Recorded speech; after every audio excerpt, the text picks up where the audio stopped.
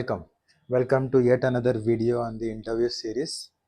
This is one of the real interview questions which was asked to one of my close associates and also one of my junior. So he has had attended the LTIMindtree interview. So the experience was between 2 to 8 years, and he has cracked 22 LPA annually, right? So this was the core questions, I would say, in which was asked to him, and also he was pretty confident in answering those. This video will be helpful for those people who are recently trying to attend or prepare themselves, right, and crack interviews. Also, if you are attending any LTI Mindtree interviews, this video will be helpful for you. Okay. So the very first question, whether you go for any kind of interview, whether it's not just core Java or any Spring Boot or any interview, right? So the very first questions that come about, like, what? Tell me about yourself, right? You have to describe yourself. What is your experience? What education have you taken? What is your skill set? How you communicate and work, right? What is your style of working, right? And what experience have you taken so far and applied the knowledge, right? So you have to tell everything about yourself. So be confident about answering those, so that at the I mean, you must be knowing this particular quote: the first impression is the last impression. So try to uh, add up the positive points, whatever you can add up with the uh, fluent communication, I would say. Now, the second question, definitely, this is 99% the second question which is asked, like, uh, what is your project architecture, what is a team structure, what is a domain, and other details. Interview like to know whether if you have worked over there, right, and you have gained that experience, real experience, and you are able to work as a team, you are able to contribute, right? So you have to explain what is the architecture wise, the level of layers of architecture, how many team members are there, how you deal with the client or the requirement when it comes, right? What agile methodologies are you following, right? All details in your day-to-day activity, how you work, right? And the project architecture, how it is, right? What modifications you have done, what benefits customer has got after you being delivering those, right? So those all things you can explain. Now, as we are discussing about the tech stack is Java, core Java, Spring Boot, and microservices, right?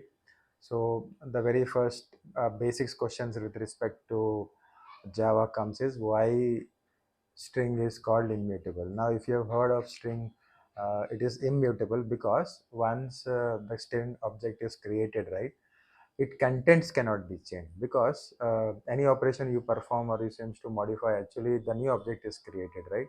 So rather than altering the same object, right, it creates the another object. Okay. So the reason for being that is that because string was supposed to is used in many locations, and also they wanted to maintain the security when it comes of to its usage, and in terms of value addition to the core Java, right? So it's an important feature, I would say, an important part of Java. So it's the one of them is that memory efficiency. Now, if you see, there is a string pool which the objects are stored, right? So that area is called string pool, right? That's a special memory area, I would say. Now, security, like as I mentioned, the string we are using string. It's a critical. It is used for the critical purposes like file path, network connections, user authentication, right? So immutability ensures that these values cannot be altered, or unexpected things cannot be done at that, right? So you usually get that thing like that there is something wrong, right? So that is one of the important aspect of security. Now, thread safety, immutability makes a string inheritable. Thread safety, now since this value cannot be changed, multiple threads can safely access that particular same string without need for the synchronization. So it is designed in such way so that even if multiple threads are accessing, it will get the value, right? Now, caching, I would say hash code, if you deal with objects, right? So hash code is calculated on that immutable object, and then it is cached up. So whenever the first time it is been added, right, it is calculated, and when you're trying to done, right, it will be calculating it. Then this is particularly useful in the data structures like hash table, hash map, any other location. So string are keys, right? So basically they are used as a keys, and we have to maintain that. So it will be very difficult, let's say if you store something in the hash map or hash table, and then later you directly change that key name itself, right? So it will be very difficult to find that. So that's the reason it is quite important. So simplicity in design, if you see, immutability, it's designed and it used for debugging purpose, right? So developer don't need to just track or control the unexpected changes in the string update. So they can, JVM will take care of it, the internal things, right? So here I've given the reference, like if you see, I'm just trying to kind of add another character words into it, but ultimately these are two different objects. Now, when it comes to collection, right, it can be any broader question, any question it can be asked, right? But when it comes to the interview, right, this interview, the hash map and tree set was asked, what is the difference between them, right? So if you go at the underlining data structure, right, for the hash set, it is hash table, right? But for tree set, it is tree, red black tree. So it's a balanced tree, I would say. And has said, you know that it is an implementation of set, so it does not guarantee the any specific order, right? But tree set is going to maintain their natural order, whether it is ascending order or whether it is in the custom, the comparator you have written, right? It is going to maintain that. That is the difference. Now performance wise, if you see, it is faster in case of basic operation like adding, removing, and contain checking, right? So it's O is to 1, right? So as an average, right? But when it comes to tree set, the operations like it involves, like it will be O of log n time, because it involves tree reversal traversals, right? So the basic operations will take time, right? So uh, null value. So if you see, allowing a single null element in the hash set, but in tree set it will not allow any null, right? So it will throw a null pointer exception. Now sorting, as I mentioned, it is already unsorted, so it's unordered. Okay. So but as I mentioned, when you're using comparator with tree set, or it will be showing the natural sorted order. So they are maintaining the order, right? Now use cases, where to use it, right? It doesn't, if where you doesn't want that particular order to be maintained, you require a faster performance, right? In that case you have set. But in terms of when you want some certain collections to be sorted up, then you require tree set to be used. Now hash set is not I mean, there is no comparator support applicable for it, but when it comes to tree set, there is a custom class you can write, and then you write the custom sorting logic element, right? So duplicate now does not allow duplicates, because this is the basic functionality of a set, right? So this also does not allow the duplicates, right? um, Now when it comes to memory usage, typically it is using the low memory because it is using the hash table, right? But when it comes to tree structure, right, or with the tree set, so it's maintaining a little bit more data, right? So that's the difference. Serialization and deserialization. So, and what is UID? So basically you must be aware, like serialization and deserialization. So serialization is nothing but converting an object into a byte stream so that it can be stored in a file, database, memory, etc., right? And maybe you want to transfer it over the network, but that's the idea of converting it to an byte stream, right? So uh, the the class which is going to be marked as an, or you need to serialize it, right? So you need to implement that particular interface as a serializable. So that's where the JVM understand that this is a special class is implementing a serializable interface, and then this has to be taken care, right? Deserialization. Now deserialization is the exact opposite of that particular serialization process. Now byte stream, whatever you converted earlier, you need to convert back into the object, right? The original object. In that case, you use that. That's nothing else, right? Now UID, as I mentioned, so it's an unique ID which is given to the class to in order to identify or verify that particular compatibility of the serialized object with its class during the deserialization process. So it basically verifies that the deserialization what is happened, and it checks for that particular UID whether this is same or not. If it is not, then there is a problem. But if it is same, then it confirms that there is no manipulation done. But it ensure the purpose of this particular deserialization serialization or UID, basically if you see, it ensures that the structure is not changed, and then it is I mean, while deserialization, right? So it's not invalid, I would say. So it ensures that there is nothing invalid inside it.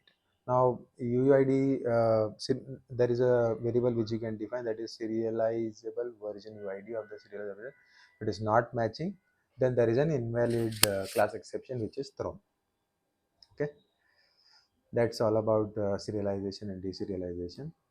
Now, when it comes to core Java exception handling, how do you handle exception handling in Java, right? Now, basically, it's a mechanism to handle certain exception or error which is in a controlled way, actually, basically, right? So, it ensures that your program, if there is some problem, right, it is going to handle it in a maintained flow, right? So, if there is an exception, right, so that will interrupt your normal flow of a program, so that is called as an exception, right? So now what kind of exception are there? There are arithmetic exception when you're trying to divide it by 0. There is null pointer exception when you're trying to perform something on a null object. IO exception, we're trying to perform on a file operation something, and when there is no file found, right?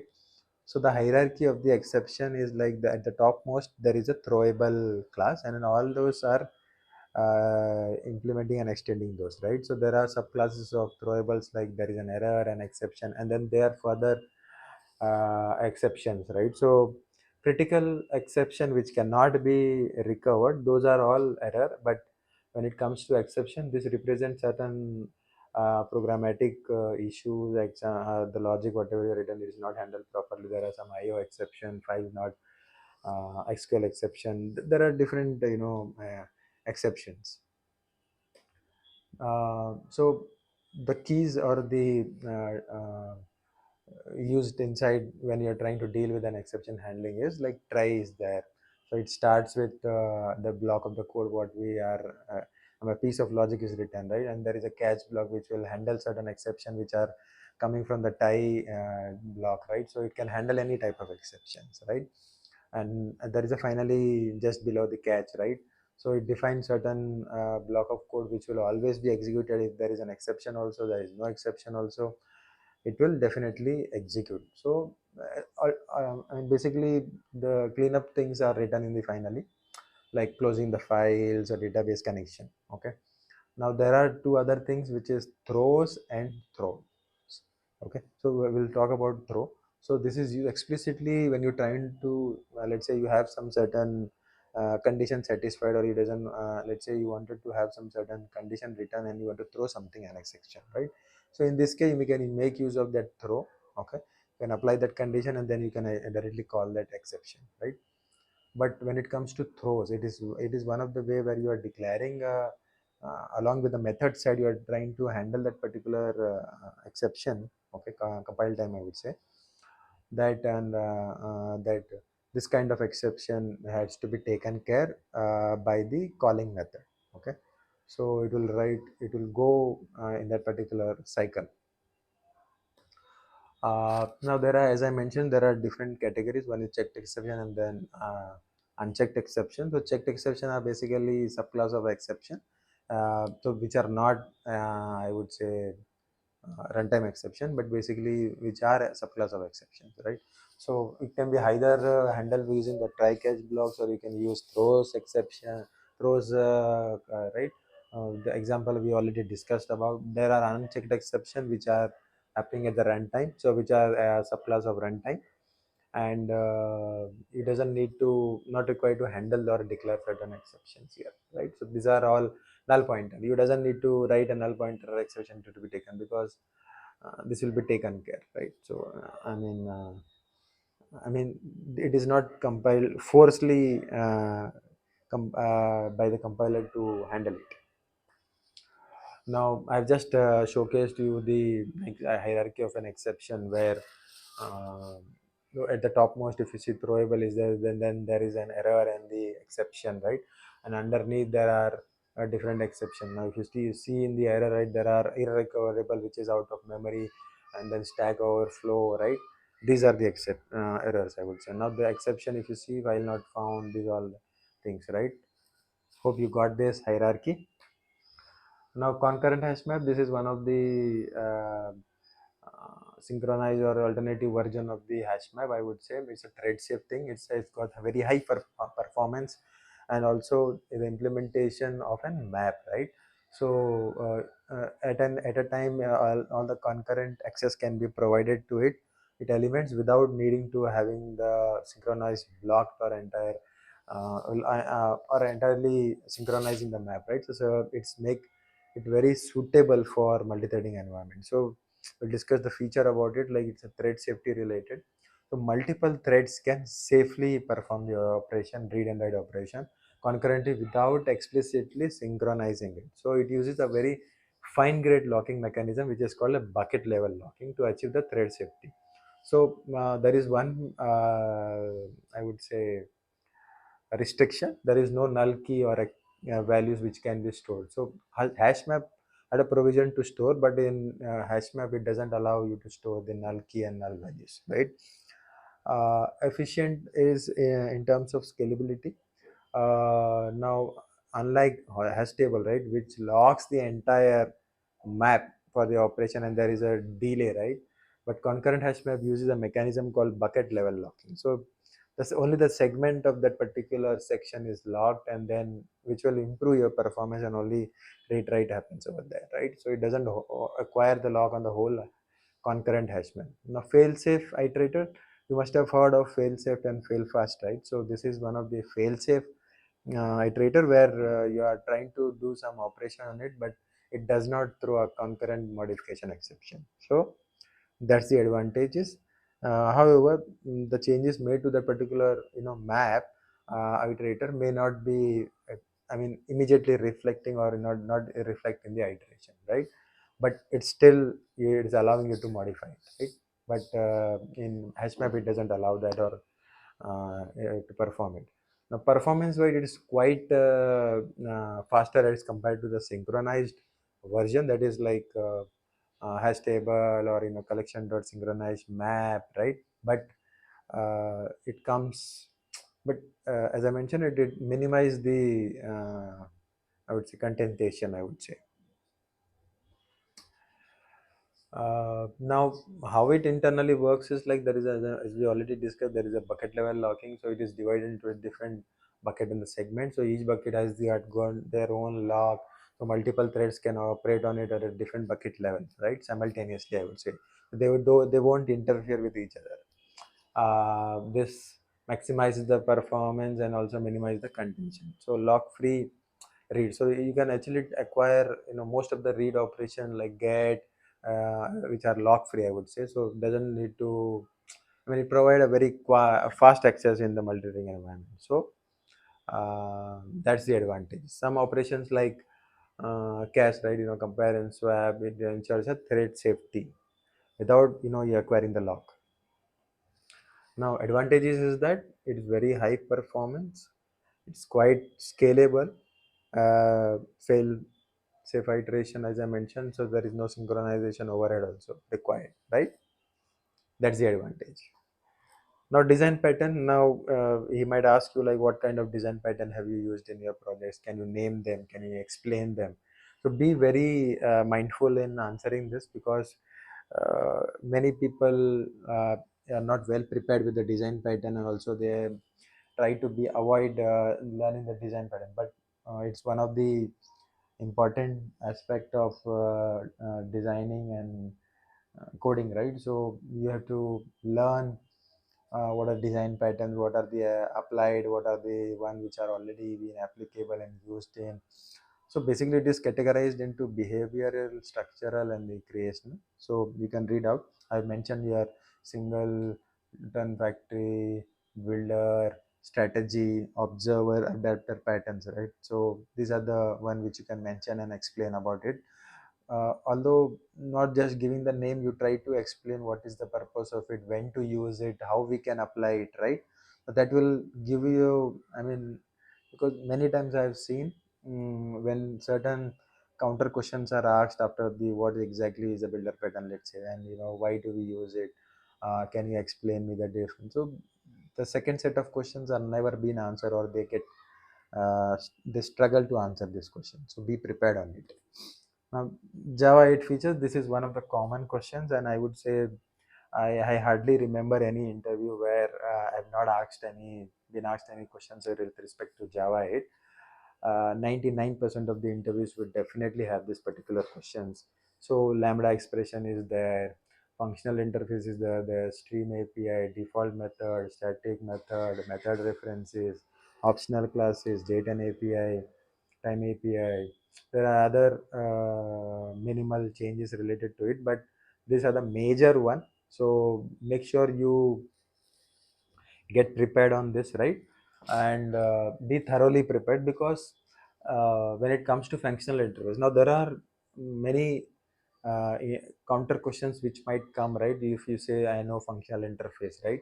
So they may ask you what is the usage of the functional interface. Can we write an annotation? Without annotation, can I write default and static method inside? So there are a number of questions can be asked around it, so that you try to make confuse and also understand whether you really know the concept. Now popularly, if you see, I would say, as you go to the versions, one by one, right? uh, Although the latest version is quite different, but 17 is also one of the important feature, I would say, which has been introduced, like sealed classes, pattern matching for the switches. Like there are some strong encapsulation which has been introduced, right? And there are some deprecation to the applet API. uh, I mean, much more features has been added with respect to UTF-8 character set, right? So now uh, you explained about these details. Like hardly, I would say, you can name them, not all of them, but I would say definitely the most important, I would say. But yeah, I mentioned all of them. So you can explain what is seal class, what is pattern matching for the switching, strong encapsulation, right? These are all features you can mention and explain what exactly it is, right? So you might expect a question around it, because after Java 8, the most of these particular features are around 9, 10, 12, and then 17, right? And then goes on, right? Solid principle.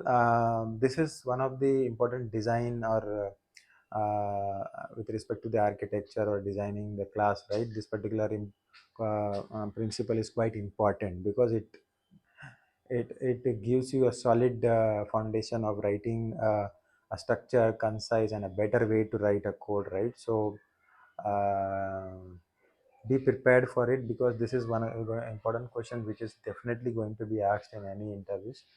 So one is single responsibility principle, one is open and close principle, Liskov principle, interface segregation principle, dependency injection principle, right? So these are all having a different I would say purposes. Like if you see, for single responsibility, it should only doing one single responsibility. It should not be cluttered with some other logic or certain stuff, right?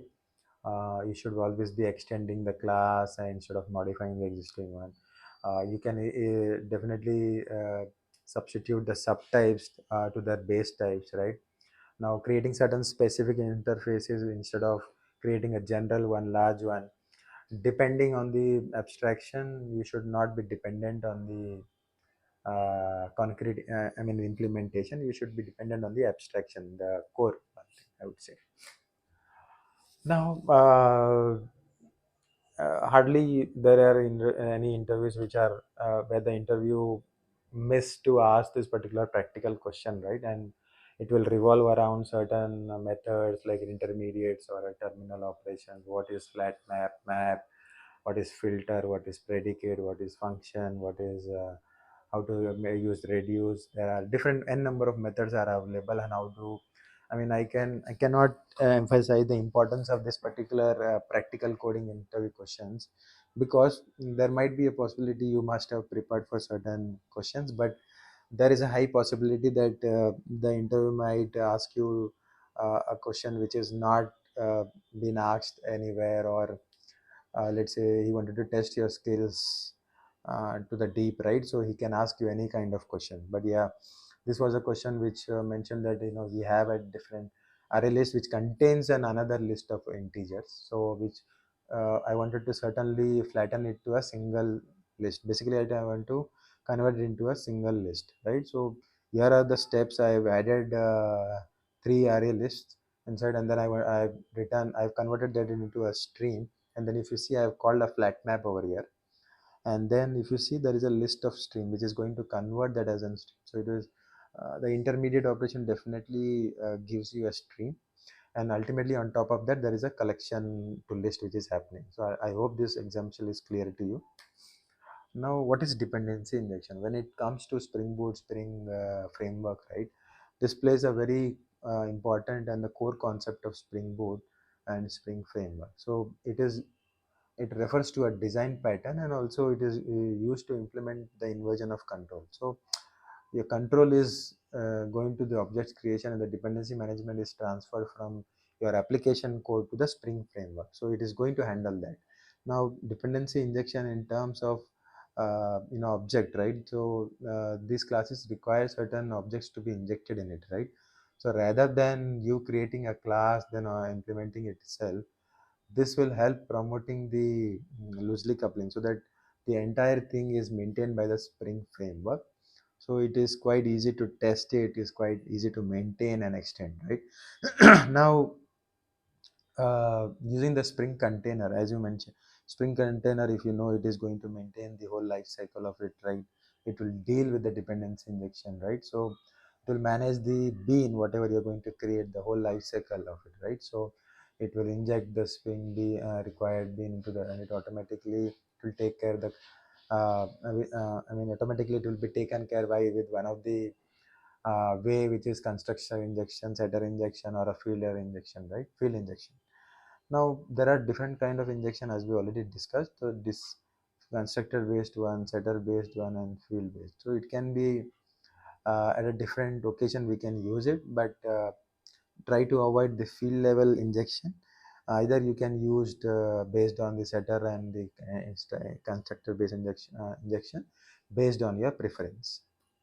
Now you must have heard of a term of cyclic dependency. So uh, it occurs basically when there are two classes or a bean which are maintained by the Spring container.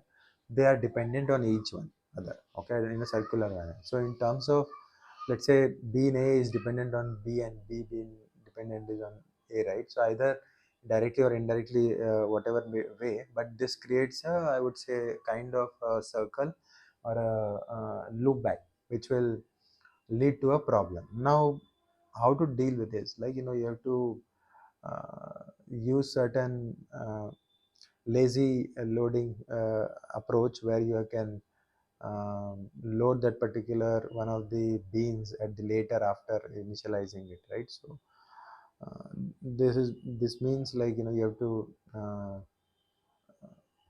that's where the solution to it. So you can actually lazily initialize it, okay, so that there is no you have to there is no cyclic dependency happening, right?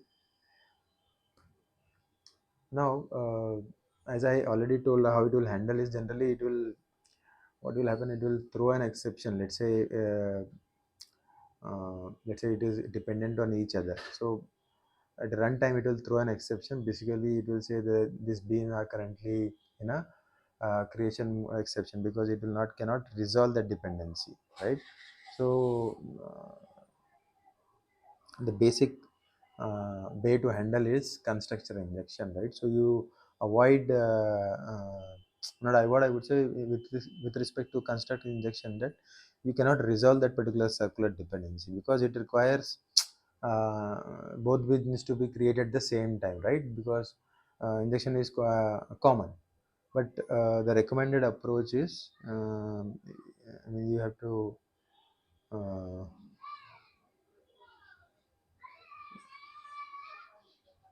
I mean, instead of this, you can use the setter injection, I would say, basically. So avoid using it. So it will throw an exception, right?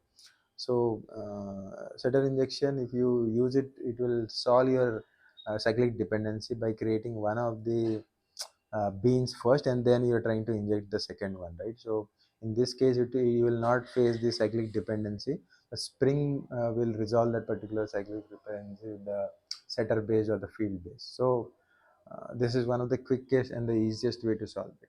Now we discuss about REST controller as is the controller. Now if you must have dealing with any microservices or any Spring Boot application, right, or a Spring app framework, right? So these are the annotations which are used to define the controller, right? Basically to handle your HTTP request which will land in the application, right? But they differ in certain ways, and then how they are going to handle that particular request, right? And certain annotations are used for it. So we'll discuss about the controller. The very basic purpose of this particular controller is typically is used in the context of Spring MVC, that is model view controller, where application service. But the controller is responsible for handling the user input, interacting with the service method layer model, and then returning the view. So it you have to deal with that particular view part as well, where which particular is going to show the response, or how you want to send the response, right? That you have to take care. But when it and there is also a response type which we have to for the REST controller, it is we have to define, right? So that requires an additional configuration, or you need to define an annotation to send the data as a JSON or a XML. So you need to define at the rate response body. But when it comes to at the rate REST controller, the main purpose or specialized uh, it deals that particular the extra configuration which needs to be done, right? So it takens care internally. Now it is designed in such way that it is going to be used with the restful web services, right? So it is, if you want to create a web service, then it is going to return, let's say, JSON, or rather it is going to directly render that particular view instead of you need to configure which view you need to accommodate, right? So there is at the rate when you define that at the rate REST controller, it will automatically at the rate response body will be handled by those particular methods, so which will in turn return that particular method directly to the HTTP response body instead of you specifically have to mention it, right?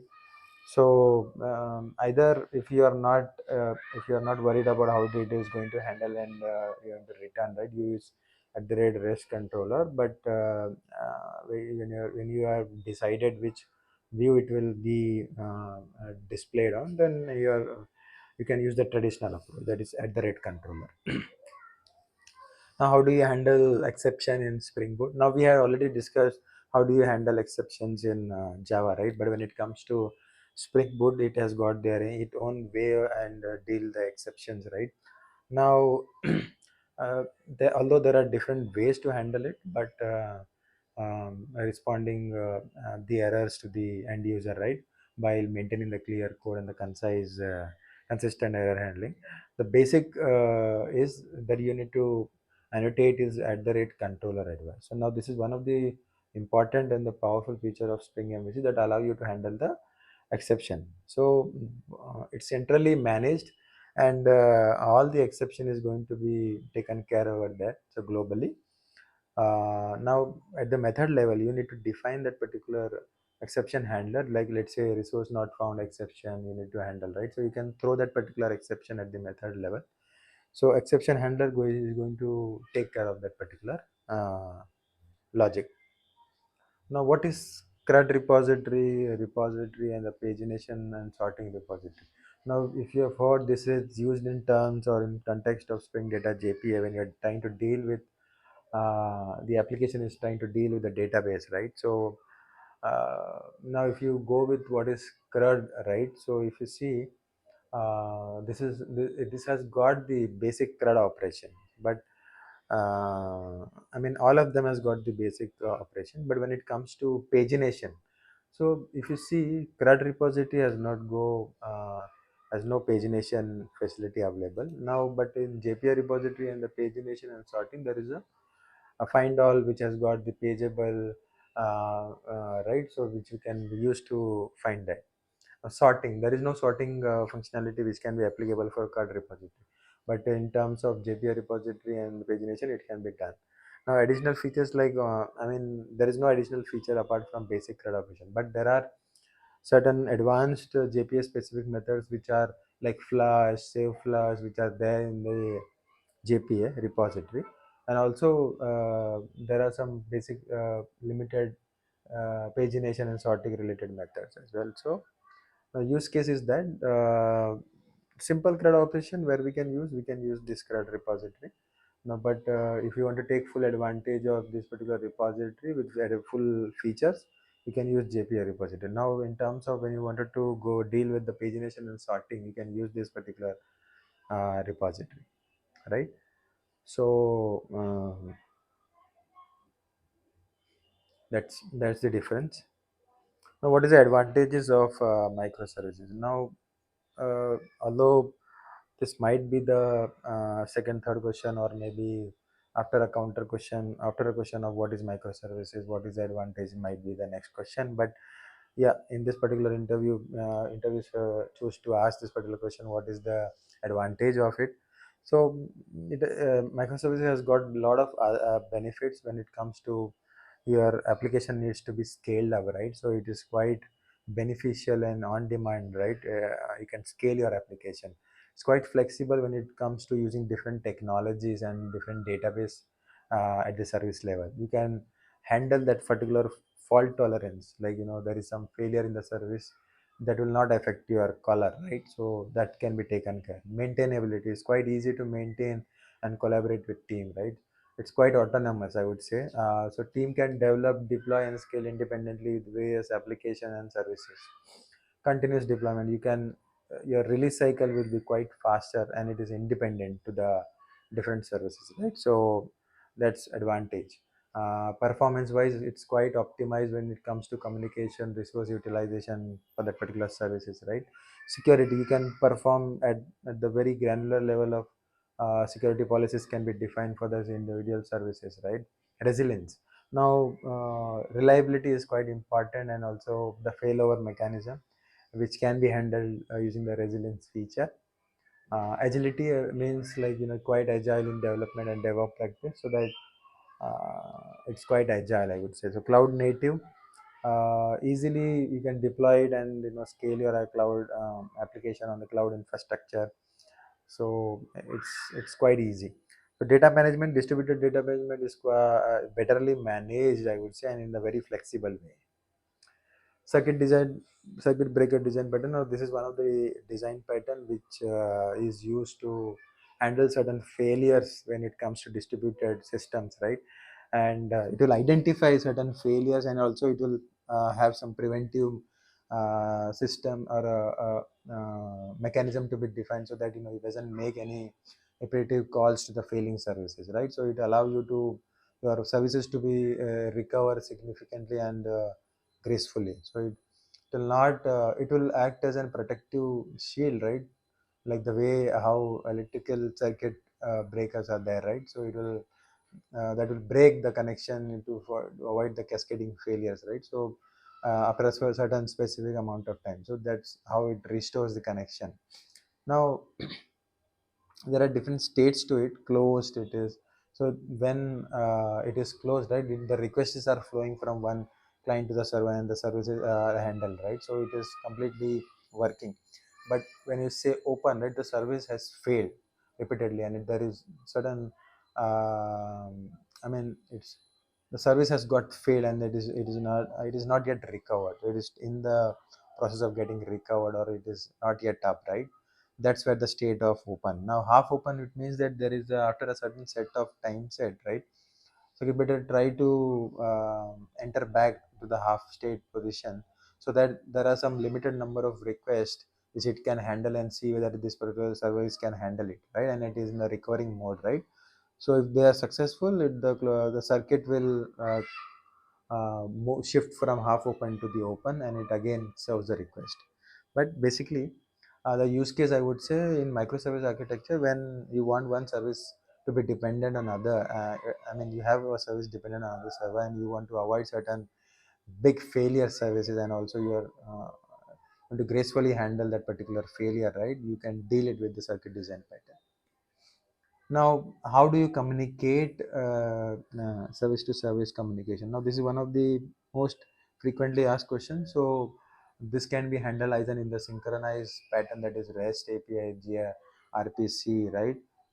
There is also an asynchronous mechanism where we can use RabbitMQ, Kafka, ActiveMQ, basically the event-driven approach, where it is decoupled with the services, right? So, and it's not tightly coupled. I mean, there is no failure, I would say.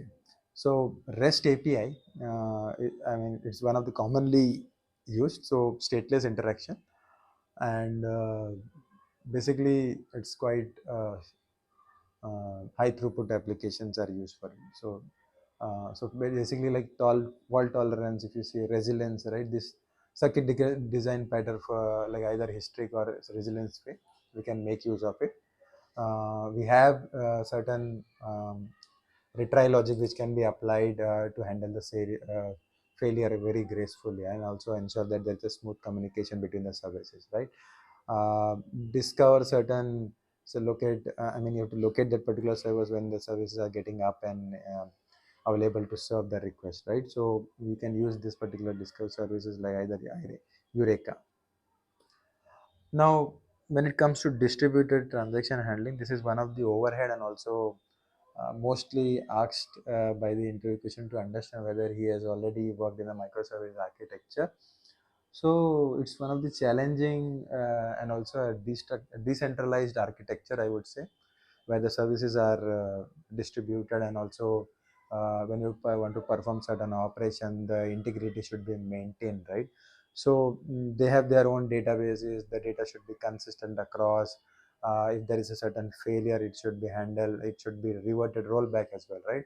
So there is one design pattern which is Saga design pattern, where this particular you can deal it in either in orchestration or a choreography way. But yeah, there are a certain series of local transactions which are executed across the multiple services, with each managing its own database and transaction. So in case of certain failure or compensating transactions are executed, so that that can be rollback or either mitigate at least the previous step, right? So there is another approach called eventual consistency, which is where we communicate using the asynchronous, using the event, that is either using Kafka or RabbitMQ to synchronize the data across the services without a strong, I would say, having a strong bonding or a cohesion coupling, I would say. So there is also a two-phase comment, but this is not recommended one. Uh, there is an overhead for it, and also a potential of blocking the services, and also a complexity involved in it. So to handle certain atomic behavior and transaction and event sourcing and CQRS, these are the design patterns used, and it ensures your system is resilient, consistent, and also it's dealing with any certain failure at the network level, right? uh, which database to choose and why, right? So basically it depends on the nature of the data being stored and your nature of data you're dealing with. But for a long duration we have been using SQL, and like MySQL, Oracle, they have actually ruled. But now when it comes to the nature and the requirement of the end user, there are no SQLs which are there, and which can handle quite unstructured and semi-structured data. So, but one advantage is that it's quite highly scalable. It is highly flexible schema, so that it's going to suit to the their nature of business, right? So eventually across any database, whether it is SQL or no SQL, the consistency is important. Also, distributed transactions should be handled in a large volume, right? So that's what the more main motive about dealing with SQL and NoSQL, right?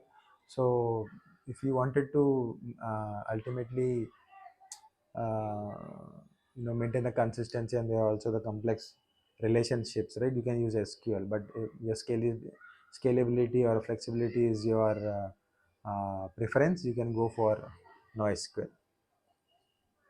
Now, what are the cloud platforms you have worked on? So he might ask you like to understand whether you are actually worked on it in that particular environment, or just for the namesake you have called out, I know AWS, GCP, or Pivotal, Cloud Foundry, Azure, right?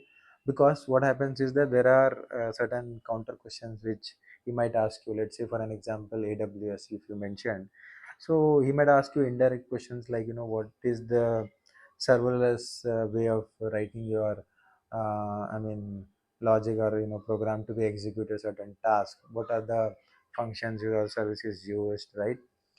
How much time at the max the AWS, let's say lambda can be executed, right? What is the maximum time it can execute? These are all questions which will try to give a picture to the interviewer that, yeah, if he is answering that, he has particularly worked and gained knowledge in it. Okay, are you aware of lambda expression or not? So this is, as I just previously mentioned, is one of the services which deals with I would say the functional programming technique, where you have that particular, especially in Java, let's say it is written, you allow to write certain flexible code to be written and executed, right? So it's a serverless way of completing the services, and then enable you to write certain code without you having certain managed services, right? So you write certain functions, trigger it at a specific event or at a desired time, and then it automatically handle the execution, scales it, and then resource management also can be taken care. Now, if you have heard of Docker, it is a containerization tool.